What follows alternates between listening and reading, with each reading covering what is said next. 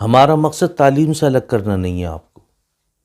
ہمارا مقصد یہ ہے کہ خوب تعلیم دلاؤ. کون منع کر رہا؟ خواہ مخواہ مولویوں پہ جھوٹے الزام لگانا کہ جی یہ مولوی حضرات تو ایسے ہی ہوتے ہیں بچوں کو تعلیم کے لیے. ارے بھائی، ہم ان نوجوان بھائیوں سے کہتے ہیں جو نوجوان بھائی اپنی جوان بہن کو بائک پہ بٹھا کر کالج چھوڑ کے آ رہا ہے، وہ کم سے کم پیچھے مڑ کے بھی دیکھ لے کہ کہیں ایسا تو نہیں کسی دوسرے کی اسکوٹی پہ بیٹھ کے آگے چلی گئی ہے. اس بات کو سمجھو ذرا سا، اس بات کو سوچو. آج دیکھو، آج ہماری بہن بیٹیاں کہاں جا رہی ہیں، کہاں ڈوب رہی ہیں. جا نہیں، کہاں ڈوب رہی ہیں. یہ دیکھیں آپ، سوچنے کی بات ہے. الامان والحفیظ، اتنا بڑا یقین، اتنا بڑا اعتماد. آج کی فضا کو دیکھیں، آج کی آپ زہر آلود ہواؤں کو دیکھیں کہ جو کانوں سے نکلتی ہوئی دلوں میں ایک دم بغض و نفرت کی آگ لگائے بیٹھی ہیں. جس بہن کو مطلب بھائی نے گود میں کھلایا ہو، پیٹ پہ بٹھایا ہو، جس باپ نے اپنے کندھے پہ بٹھایا ہو، جس ماں نے اپنی چھاتی کا دودھ پلایا ہو، 20 سال تک بھی اپنے پاس سلایا ہو، اس کو کبھی اپنے سے جدا نہ کیا ہو، آج وہ بہن آستین چڑھا کے اس باپ کا سامنا کر رہی ہے کہ نہیں، میں یہاں پہ رہنا پسند نہیں کروں گی، میں اپنے بوائے فرینڈ کے ساتھ رہنا پسند کروں گی. اس بات پہ توجہ نہیں جاتی آپ حضرات کی. جس ماں نے 2 سال اپنی چھاتی کا دودھ پلایا، 20 سال تک اپنے ساتھ لے کے لیٹی، کبھی اس کے بغیر کھانا نہیں کھایا، آج وہ بیٹی ماں سے کہہ رہی ہے آستین چڑھا کے مجھے اس گھر میں ڈر ہے، میں اس گھر میں نہیں رہ سکتی، میں اپنے بوائے فرینڈ کے ساتھ رہنا پسند کروں گی. کہاں گئے وہ بھائی جو بھائی اس کو اپنے ہاتھوں سے کھلایا کرتا تھا، اس کو ہنسانے کے لیے، اس کی ہنسی کو دیکھنے کے لیے نہ جانے کیسے کیسے جتن کیا کرتا تھا. کبھی اس کے لیے کوئی باجا بجا رہا ہے، کبھی اس کے لیے کوئی کھلونا لا رہا ہے، کبھی اس کو اچھال رہا ہے ہاتھوں میں، کبھی اس کو گود میں بٹھا رہا ہے، صرف اس کی ہنسی، اس کی کلکاری کو سننے کے لیے. آج وہ بہن اس بھائی کا سامنا کر رہی ہے، کورٹ میں کھڑی ہو کے کر رہی ہے، آستین چڑھا کے کہہ رہی ہے، بوائے فرینڈ کے سامنے کہہ رہی ہے میں اس کے ساتھ نہیں، میں اس بوائے فرینڈ کے ساتھ رہنا پسند کرتی ہوں. ہم تعلیم کو کب منع کرتے ہیں؟ ارے بھئی، پہلے دنیاوی تعلیم کے پہلے دینی تعلیم ہونا چاہیے زندگی میں.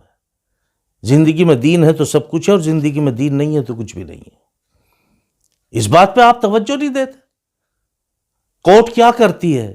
صرف آپ کا کورٹ میرج کرا سکتی ہے، اور اس کے پاس میں حفاظتی انتظامات کچھ بھی نہیں ہے. پھر تم جانو تمہارا کام، تم پہ کیا گزرے گی، تم پہ کیا پڑے گی، تم جانو.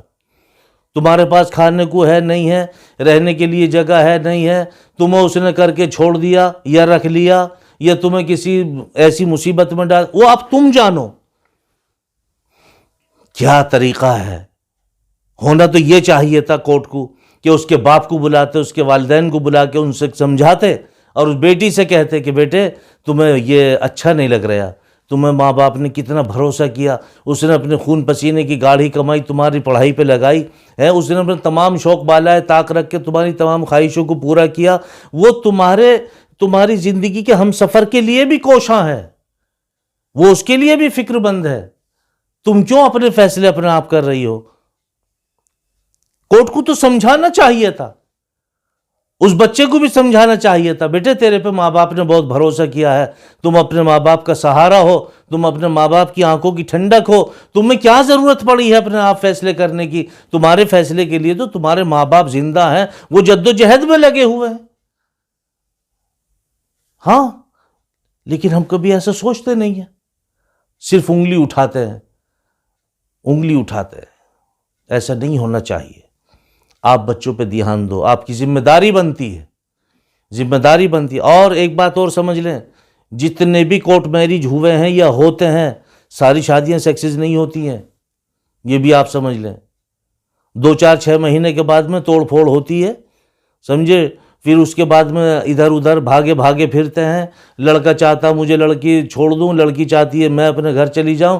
نہ لڑکے کو لڑکے والے اپناتے، نہ لڑکی کو لڑکی والے اپناتے، اور پتہ یہ چلا دونوں کی زندگی برباد ہو جاتی ہے. دونوں کی زندگی برباد ہوتی ہے. سب کچھ آپ کے سامنے ہے، کہنے کے لیے کچھ بھی باقی نہیں ہے. لیکن میرے بھائیوں، سوچو سمجھو کہ ہمیں کیا کرنا چاہیے. اپنے بہن بھائیوں پہ کیسے ہمیں نظر رکھنی چاہیے، اپنی اولاد پہ ہمیں کس طرح سے توجہ دینی چاہیے، یہ تو اللہ کی دی ہوئی امانت ہے۔ اس امانت کی ذمہ داری والدین پہ ہے کہ ان کی ذمہ داریوں کو محسوس کریں اور پورا کریں، لیکن ایسا نہ ہونا چاہیے، ان کی خواہشوں کو نہیں، ان کی ضرورتوں کو پورا کرنا چاہیے، ان کی خواہشوں کو پورا نہیں کرنا چاہیے، ضرورتوں کو پورا کرنا چاہیے۔ جو ان کی ضرورت ہے وہ ان کی پوری ہونی چاہیے، وقت پہ ان کا نکاح ہونا چاہیے، وقت پہ ان کا نکاح ہونا چاہیے۔ یہ سب سے بڑی ذمہ داری ہے، سب سے بڑی ذمہ داری ہے۔ اللہ عمل کی توفیق نصیب فرمائے۔